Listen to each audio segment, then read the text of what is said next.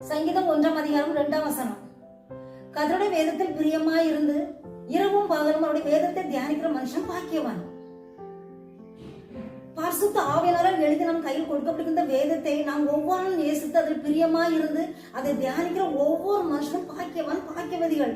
ஏனென்றால் அவங்க செய்வதெல்லாம் பாக்கியம். இந்த வார்த்தை ஆவியும் ஜீவனுமாய் இருக்கிறபடியால் ஒவ்வொரு வார்த்தையும் நம்மை பெறப்படுத்தும், வழிகாட்டும், போதித்து நடத்தும். விடுதலை, சமாதானம், அன்பு, ஞானம், அறிவு, புத்தி, விவேகத்தை கொடுக்கும்.